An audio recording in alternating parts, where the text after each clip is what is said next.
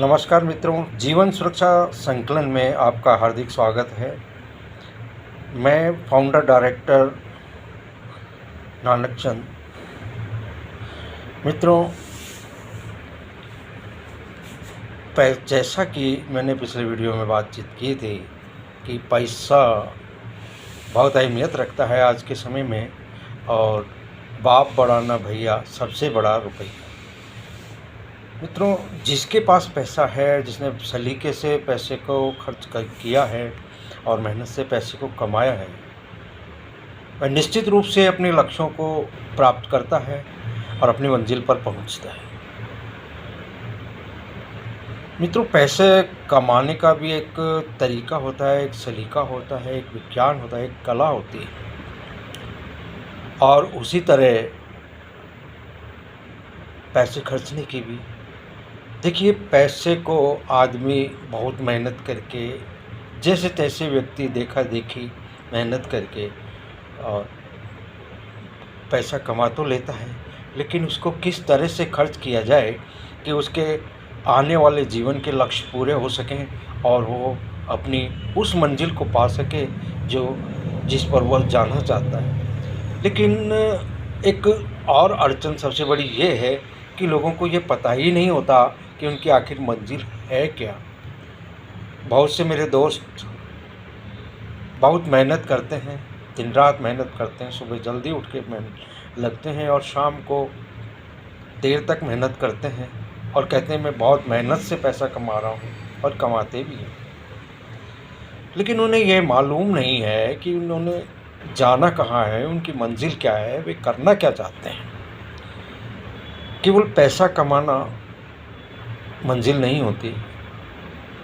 केवल अपनी आवश्यकताओं की पूर्ति करना या एक गाड़ी खरीद लेना, अपना मकान बना लेना, यह कोई मंजिल तो हो सकती है, लेकिन सही मंजिल, एक मुकाम ये होता है कि मुझे ज़िंदगी में खाने पीने के अलावा भी यह कुछ करना है। तो खैर, आलीशान मकान भी एक मंजिल हो सकता है, लेकिन रहने का, खाने पीने का, रोटी कपड़े मकान की ज़रूरतों के लिए तो सभी कमाते हैं। मित्रों,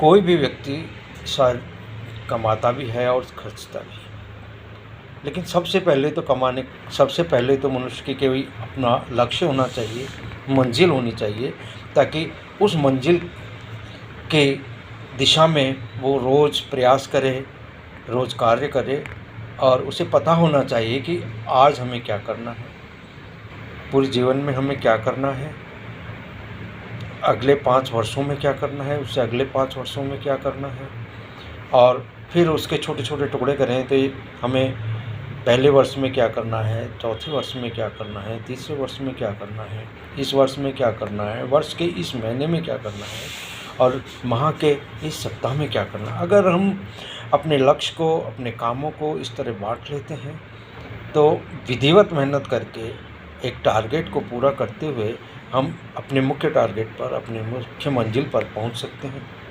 लेकिन चलिए, हम किसी तरह से पैसा कमा भी लेते हैं और कमाने की मंजिल अचीव भी कर लेते हैं, तो उसके साथ साथ ये भी ज़रूरी है कि हम आर्थिक मंजिलें तय करने के लिए हमारे खरीदने का, पैसे को खर्चने का, पैसे का उपयोग करने का तरीका और उसकी भी एक योजना बनाकर हमें कार्य करना चाहिए।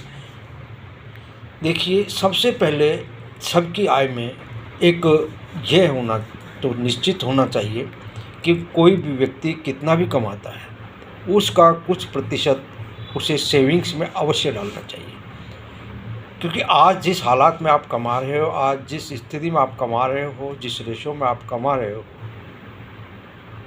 कोई ज़रूरी नहीं कि आने वाले वर्षों में, आने वाले महीनों में या आने वाले पल में आप वो कमाने योग्य रहें या ना रहें। मैं निराशापूर्वक बात नहीं कर रहा हूँ, लेकिन समय परिवर्तनशील है, किसी भी क्षण कुछ भी घट सकता है, इसलिए बचत बहुत ज़रूरी है। अगर घटित हो जाता है तो उसके काम आती है। और नहीं घटित होता है तो हमारा पैसा संचित होता जाता है। तो हमारा जो लक्ष्य हम बनाना चाहते हैं वो पूर्ति उसकी पूर्ति के लिए वो काम में आता है। मान लीजिए हमने पिछले 5 वर्षों में कुछ पैसा बचाया, और पैसा बचाने के लिए संकल्प बहुत ज़रूरी है। देखिए, आदमी कितना भी कमा ले और उसकी आवश्यकताएं कभी पूरी नहीं होती, क्योंकि जैसे जैसे इनकम बढ़ती है वैसे वैसे आदमी की आवश्यकताएं पैर फैलाती हैं। यानी कि उसकी आवश्यकताएं उसके स्टेटस के अनुसार बढ़ती चली जाती हैं, तो खर्चे बढ़ते चले जाते हैं। सोचना यह चाहिए कि आज हम जो भी कमा रहे हैं, तो माना कि हम 30,000 कमा रहे हैं कोई व्यक्ति, तो उसे मान लेना चाहिए कि वह 30,000 नहीं कमा के 26,000 कमा रहा है, 27,000 कमा रहा है, या 25,000 कमा रहा है। तो कुछ पैसा अगर वो सेविंग्स में डालेगा तो आने वाले 10 साल में, आने वाले 5 साल में उसके पास एक संरक्षित अमाउंट हो जाएगा, एक सेविंग हो जाएगी, जिसे वो अपनी कार्य क्षमता को बढ़ाने के लिए कोई उपकरण खरीद सकता है, कोई भी ऐसी चीज़ खरीद सकता है जिससे उसकी इनकम में वृद्धि हो। उस पैसे को किसी न किसी ऐसी जगह लगाया जा सकता है जिससे उसकी एफिशिएंसी बढ़ती है, या वो आगे उसे कमाने के क्षेत्र में लगा सकता है। अथवा इंश्योरेंस में अगर लगाया जाए तो पैसा, एक तरफ रिस्क भी कवर होती है, भगवान ना करे कभी उसके जीवन में अगर कुछ घटित होता है तो उसे उसकी क्लेम के रूप में वह पैसा भी मिल जाता है, और उसकी संरक्षित की हुई उसकी सेविंग्स भी उसके आने वाले समय में उसके परिवार के काम आती है, उसके काम आती है। तो अपनी आय का कुछ भाग अवश्य संचित करें। और मित्रों, एक और बात मैं कहना चाहूँगा कि हमारा कमाने का तरीका तो बादशाह की तरह होता है। कुछ लोग बादशाह की तरह कमाते हैं, यानी कि जब कमाने का समय होता है तो दिल तोड़ कर मेहनत करनी होती है, जी तोड़ कर मेहनत करनी होती है। पूरे तन मन से हमें उस काम में जुटना चाहिए और हमें मेहनत करके पैसे को कमाना चाहिए।